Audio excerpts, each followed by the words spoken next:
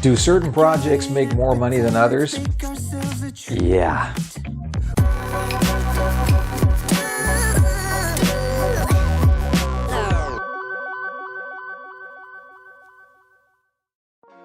What's happening? Okay, so you're thinking about selling some products using your Glowforge, and you're wondering, what file do I buy that's going to sell well with customers, or what can I design that's going to be, really, really well received out in the marketplace?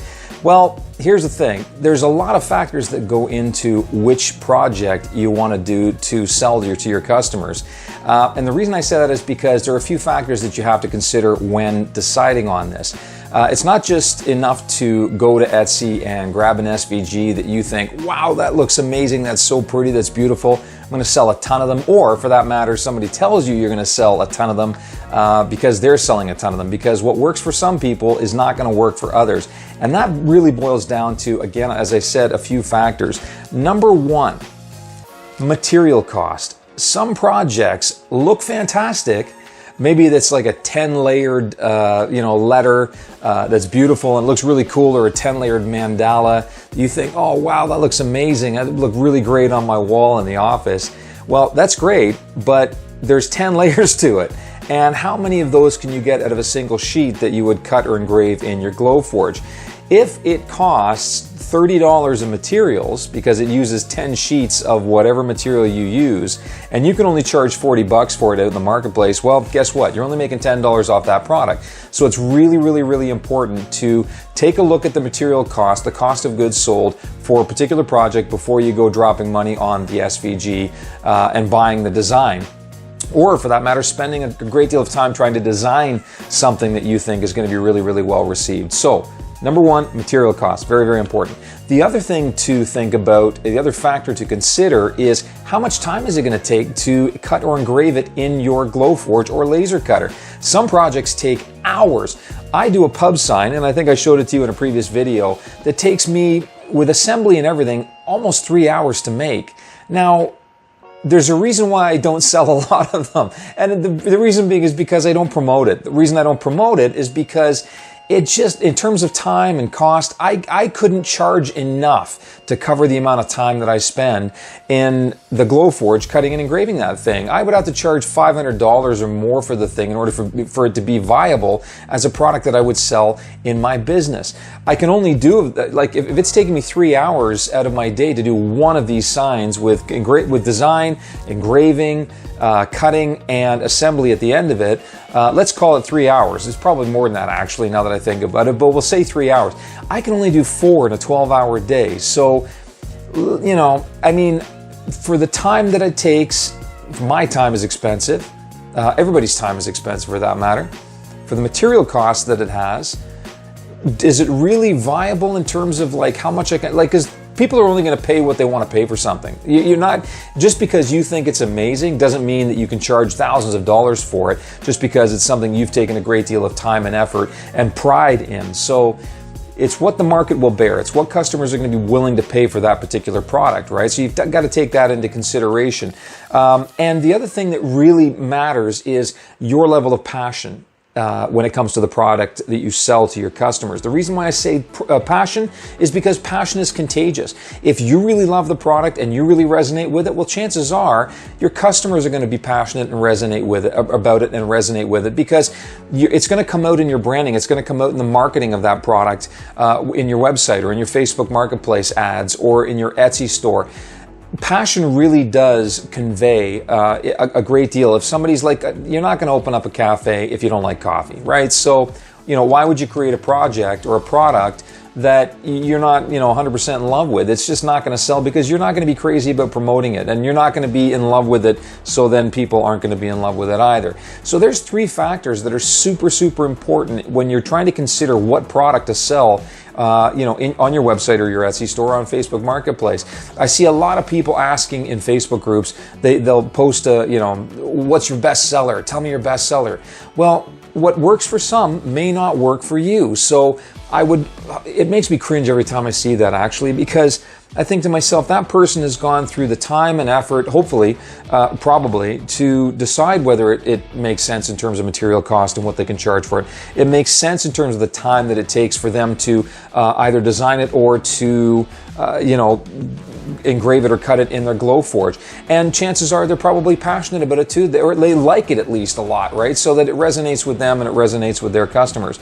It may not work that way for you. So I encourage you to take a look at things with a critical eye, as well as, an aesthetic eye, right? Because obviously something's got to look good. It's got to resonate with you. So take a look at the material costs. If something charges, like, I'll do the math for you here. Let me, and math, please forgive me. Math is my worst subject. Let's say, for instance, you find a file that you really love, okay? That's step 3 taken care of. You're passionate about it, right? It resonates with you. You love it. Great stuff. Material cost. Let's say, for instance, this thing costs you, I don't know, $10 to make, okay, in materials.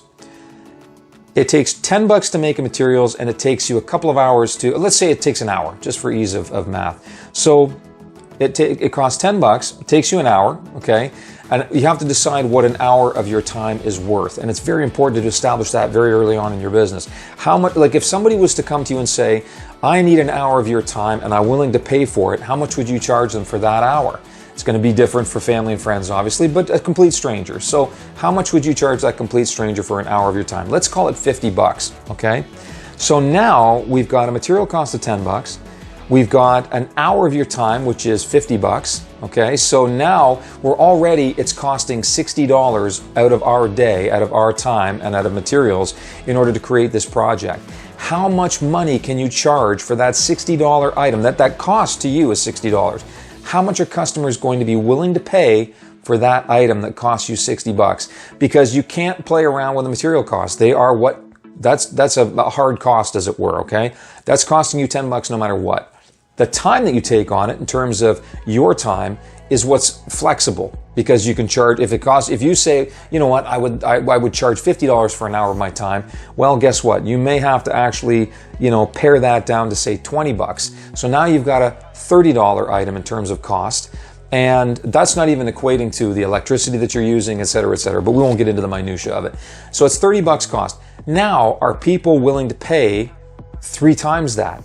Or 2 times that? What are customers willing to pay? The only way to find that out is just to take a look at competitors, see what they're charging for the item. Go on Etsy, do a search for this particular item that you're thinking of creating, and see what other people are charging for it. Now, you're going to get the bottom feeders who are charging, like, undercutting everybody's price. Don't swim with those people, okay? Because your time is valuable. And again, let me reverse. If you find that there are a lot of bottom feeders for that particular item, it may not be worth it to you, because again, you've got to be competitive on price. You can't be charging $50 for something that everybody else on the marketplace is charging $10 for. It just won't cut it, because people will automatically go to the least cost item for an identical product, okay? So just don't swim with the bottom feeders. It's not worth your time, because then it's all about price. And if it's all about price, you're circling the drain, right? It should be about something that really has a quality to it that's perhaps unique, that they can't get from anywhere else. That's another important thing to think about, is your unique selling point. And we'll get into branding and, unique selling propositions and all that good stuff in future videos. Speaking of future videos, I am going to do one about branding, because I did promise that a few videos ago. And I'm also going to do a 6-month review of the Glowforge that I've had. And it's been, crikey, 6 months. Wow. Time flies when you're having fun. So a few factors to consider when you're trying to decide which product to sell, or which product to design yourself, which product to buy off of Etsy as an SVG. Take into account those 3 factors. Number 1, material costs. Okay, how much is it costing you to actually create this product? Number 2, how much time is it taking you? Can you recoup those 2 costs in the final product? And are you passionate about it? Are you resonating with this particular product? And can you convey and transfer that energy and that passion and that love for what you're creating to your potential customers through your marketing and branding? So 3 super important things to consider when trying to decide what product to sell that you're making on your Glowforge. I hope this is super helpful, folks. Thank you so much for watching. If you like what you see, hit the like button, subscribe if you haven't already, and if you have, thank you so much for your help and your support. I love it. And the notification bell tells you when I put up a new video, so be sure to hit that thing too. If you're interested in getting a Glowforge of your own, they've got an amazing referral program. I've got a referral link down below in the description that I encourage you to use. It helps me as well. You get $500 off of a Pro if you want a Pro. That's what I've got. It gives you $250 off of a Plus or $125 off of a Basic. Significant savings, and that's US dollars. For my brothers and sisters here in Canada, that's pretty significant. So I encourage you to use that referral link. Again, it helps me out. It supports this my channel, and I really thank you in advance and appreciate it. So yeah, hope you have a great day, and thanks so much for watching. Really enjoy it. Ciao.